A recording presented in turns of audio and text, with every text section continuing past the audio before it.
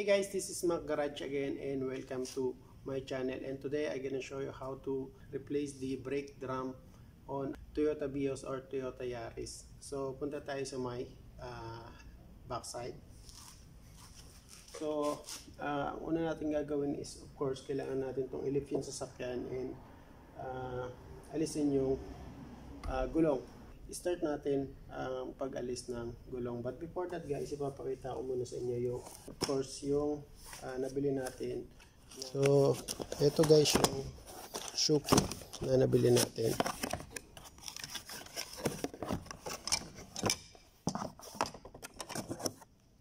Okay.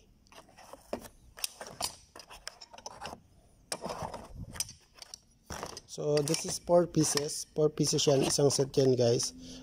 Make sure nyo lang kung bibili kayo ng shoe kit or brake pad dito sa may drum brake nyo is meron siyang tinatawag na ganito. So, itong anong to, purpose nito is guys is para gamitin to doon sa may handbrake. So, dito nakakabit yung cable ng handbrake. And ito naman yung pares niya. So, start tayo sa pag-alis ng gulong.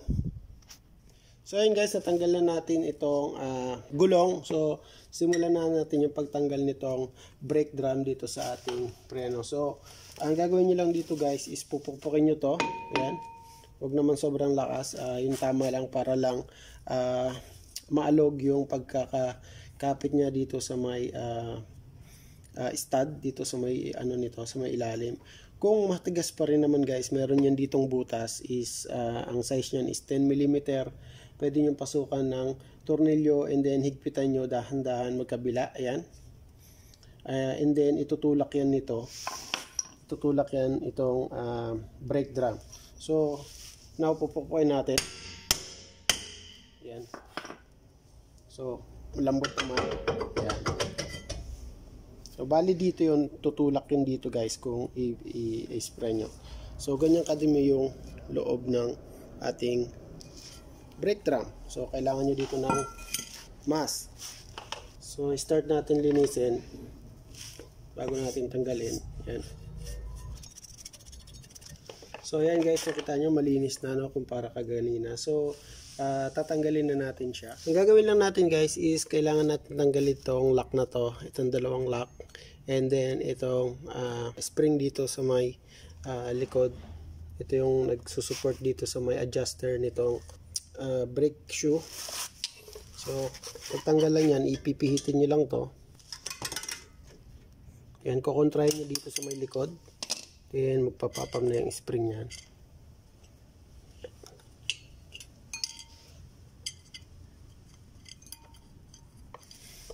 So bali ganito siya. So nakaganyan siya kaganina, di ba? So ikutin nyo lang yan, then lalabas na yung kanyang lock. So tatanggalin natin tong spring na to.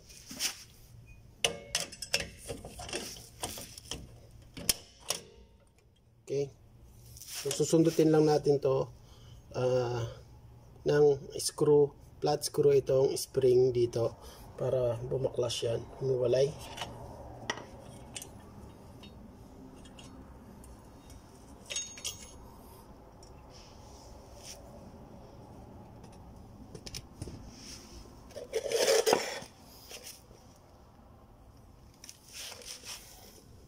Yan sa lower part niya guys is meron siyang spring.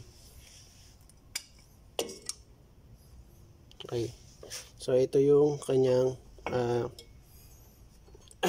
brake, handbrake. Ito yan, handbrake yan. So atakan nyo lang yan, ganyan. Tatanggal na yan, yan. So natanggalan natin. So ito yung adjuster niya guys, yung automatic adjuster ng ating brake. So guys, ito yung ating brake adjuster, yung automatic adjuster. So once na-reach niya na or nagbabawas na yung ating brake pad, ito yan, nag-automatic yan mag-adjust. Pinupush nito yung pinupush niya yung preno natin para bumalik sa certain clearance ng ating brake pad and ating brake drum. So you don't need to adjust this one. So pagka sinabi ng mga mekaniko na adjust natin yung ating preno, huwag kayong papayag guys na i-adjust yan. Depende na lang kung sira tong stopper. So yun, pwede nyo i-adjust yun. Pero once na hindi pa rin yan sira yung stopper nyo, wag nyo papa-adjust. So yun, kabit natin guys yung bago. First linisin muna natin tong of course yung preno. And ito guys yung ating, kung nakikita nyo to, ito yung ating piston. So kabit natin, linisin muna natin guys, and then kabit natin yung bagong brake shoe. So gamit tayo ng diesel.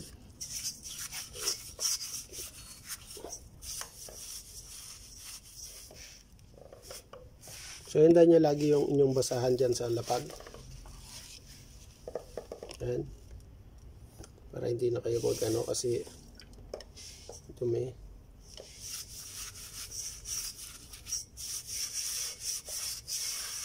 So kung meron naman kayong pambili ng brake cleaner is magandang panglinis din dito guys.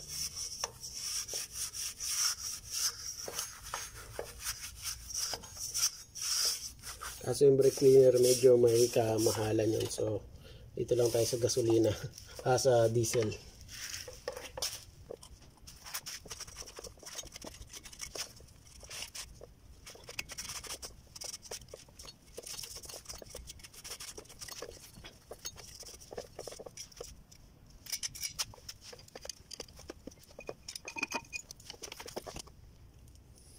And of course, linisan natin itong mga to. Ginamit ko dito yung fuel injector.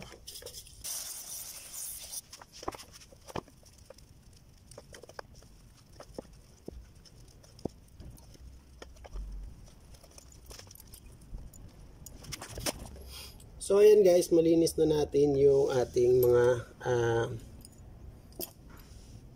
parts nitong preno. Ayan, malinis na. And so kakabit na natin yung bago. So check nyo guys, nandito yung right. So since nandito sa right side yan, so check natin yung right. Meron yan nakasulat. And for the other side, I think it's wala naman siya nakatatak, so go lang natin. So unahin natin tong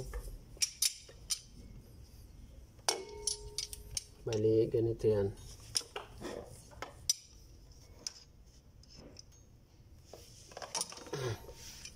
Ngayon natin itong preno, yung handbrake I mean.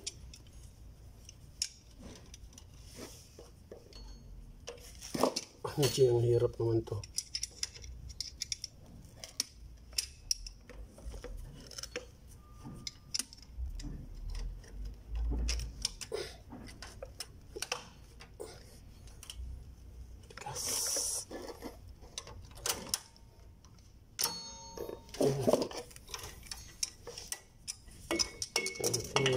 Dito yan. And the other one is here. So iset muna natin yung mga nakalagay dito sa loob nito. So ito yung luma niya.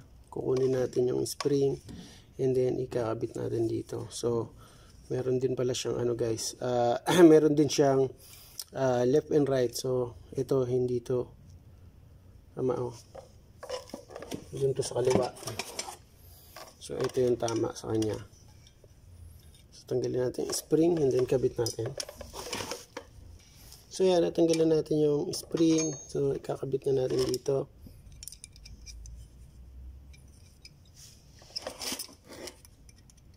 Using pliers.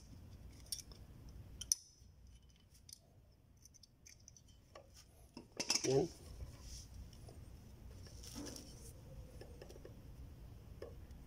So it's gonna be like this. And then pit natin tong gear.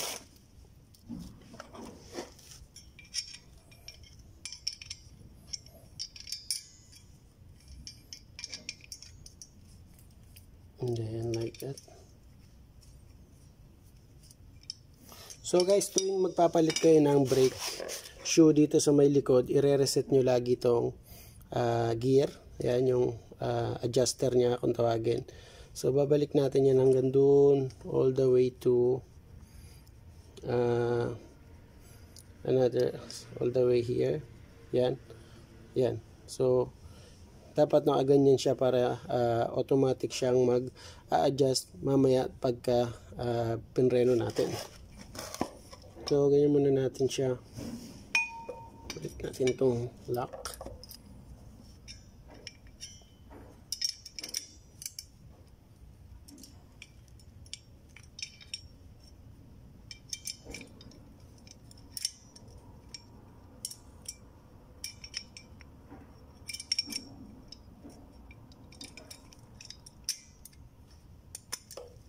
Yan, bali nakaganyan siya. And then now, lalagay natin siya dito sa may loob.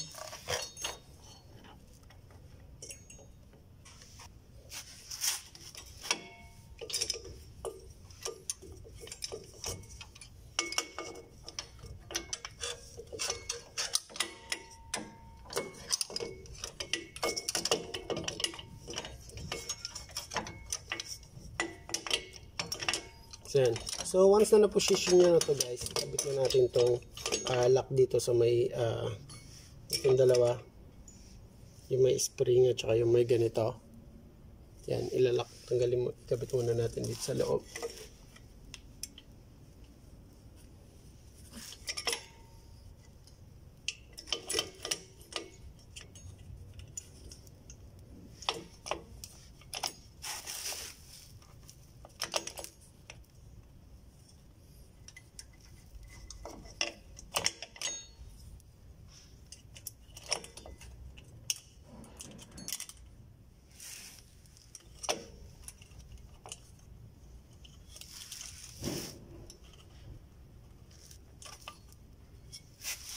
Okay.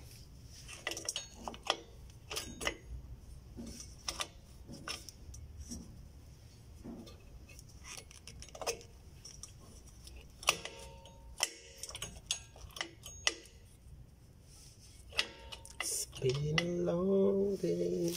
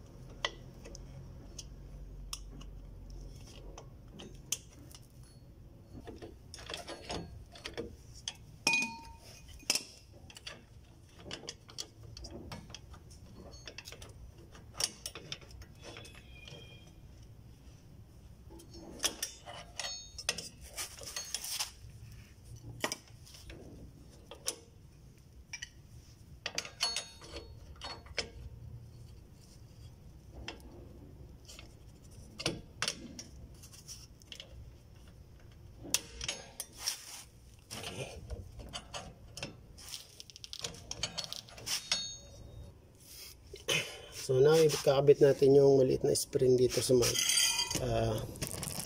lalim.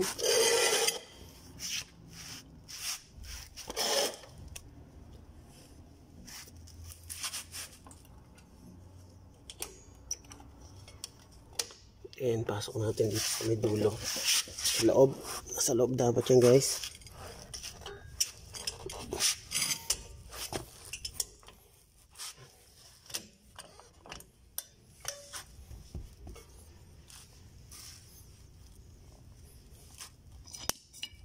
Wait natin yung lock.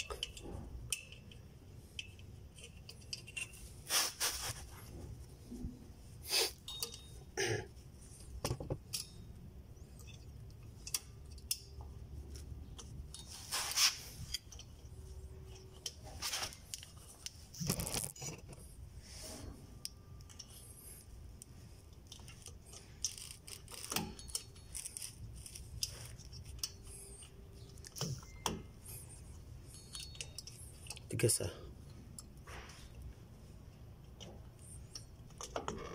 come on. Yan.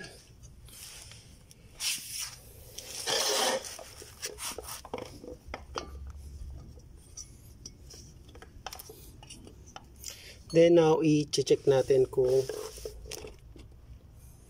tama ba lahat, naigpitan ba natin bago natin ibalik yung brake drum.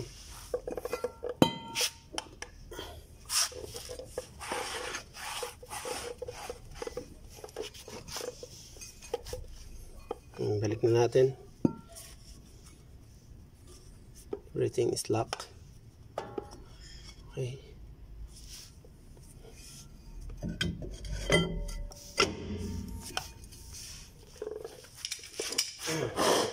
So yun guys, natapos na natin yung pagkabit ng ating rear shoe or brake pad dito sa ating likod. So